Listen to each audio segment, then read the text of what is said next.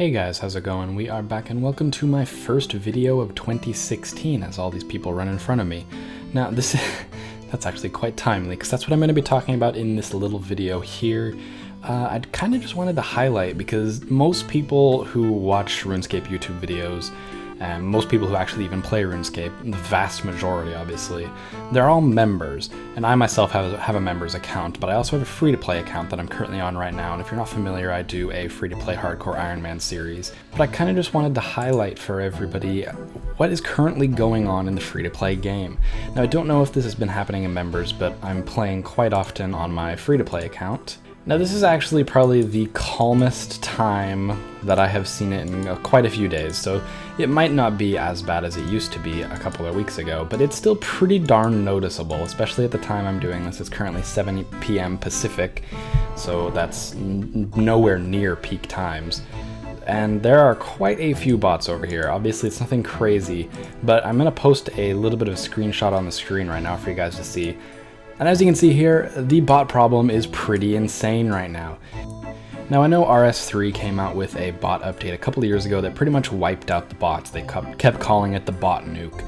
And after a couple of nukes on the bots, there was pretty much no bots left in the game. There were a couple that were there, but they would get banned pretty much immediately. And we've seen quite a few times the implications of having a large community of bots in-game farming resources like this and what that can do to the GE market. It's pretty substantial. We saw it in RS3, I think we've seen it in OSRS before, and I know they are trying to tackle this problem.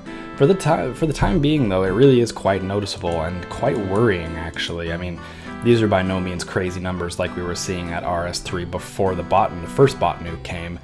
But it is pretty crazy, and you know, we see all these statistics about how OSRS is so far ahead of, you know, RS3 in terms of the current player base. You have to remember, obviously it's not a majority, but a vast number of players that are playing OSRS quite clearly by the screenshot I showed you and what's currently going on here. Quite a few of these people are actually bots. So the player bases are actually probably quite a bit closer, which is something to keep in mind whenever you're comparing the two states of either games. I think it's definitely safe to say OSRS is a little bit healthier at the moment. So actually I ended up doing a little bit of research after I recorded that initial clip, and I came to a bit of information. I say I did research and I say I came upon information. This was all on Reddit, because that's the only place I get information from at this point. It's 2016, what can you expect of me? A lot of stuff that was tweeted by Matt K, or allegedly said by Matt K, who seems to be, you know, the preeminent old school mod when it comes to bot busting, is what they call it. And he claims in the first tweet that I'm showing right now that most bots don't get off Tutorial Island.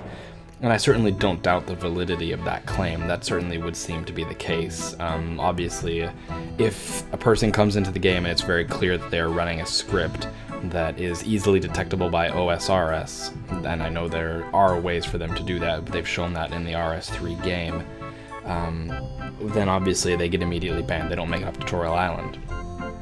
But obviously we're seeing, even right now on the screen and in the clip I was doing previously, there still are bots getting off, and the number seems to be rather high at the moment. This is also something I noticed on Reddit was discussed quite extensively because of a holiday break. So everybody in Jagex was on a holiday break. Obviously not everybody, but Matt K and the other bot busters, or whatever they call themselves, were on a little bit of a break. So them doing their manual labor of bot busting was not really taking place over the holiday break. But that brings me to another point actually, that a lot of the bot nukes and the stuff that was implemented into RS3 was actually just scripts in the game that would detect bots and then deal with them. It was not a whole lot of manual stuff from actual physical people. It was just scripts that would be run. They would detect bots and then get rid of them.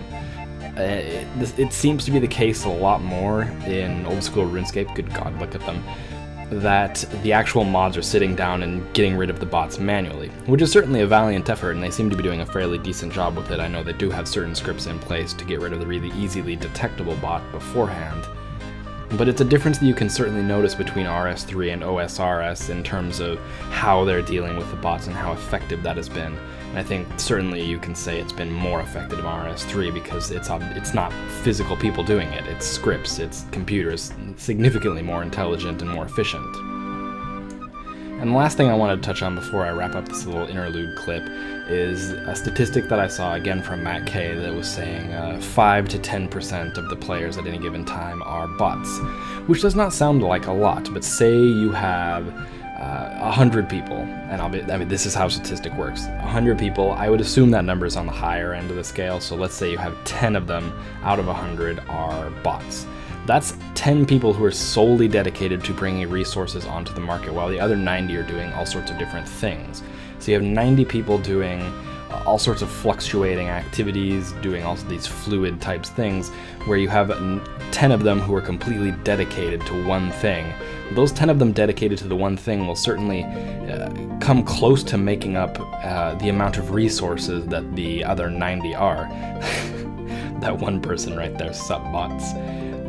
So yeah, these are just some few things I wanted to touch on that I learned after the fact. But yeah, let's get back to the other clip now. You don't really see this quite as much on the members worlds because obviously you have to pay to get a member's account, but it's certainly there, and obviously on the free-to-play worlds it's very prevalent. We can see, actually I think most of these people over here are probably not bots because they did not immediately flock to that tree.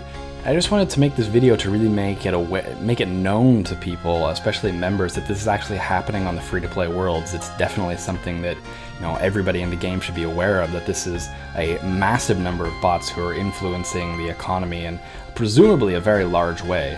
I obviously do not have any statistics because I don't have any information from obviously what the market prices were before this kind of boom in bots, because I certainly didn't see this many, you know, a year or two ago. But at the time, for the time being, I would certainly imagine that these guys are having a pretty large impact on the Grand Exchange economy. Yeah, you got the bot outfit on with the green pants, green shirt, and bald head. Pretty obvious to tell. So what do you think is really the future going forward in OSRS and how they're going to tackle the bot problem? Does there need to be a priority put on this? Is this something we have to, you know, tackle immediately and kind of get on the front foot against, or is it something we can kind of sit back and take our time with? Obviously, I'm speaking from the perspective of Jagex. What can they do as the developers of the game?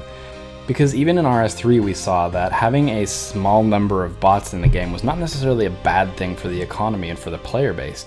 It lowered prices, which means players were able to, you know, by doing PVM and stuff that bots traditionally can't do, they were able to get more money for resources. So having bots is not something that's necessarily always a bad thing, but with this large number that we're seeing at the moment, I think it's pretty undeniable that they are having what would generally be perceived to be a negative impact on the current game economy.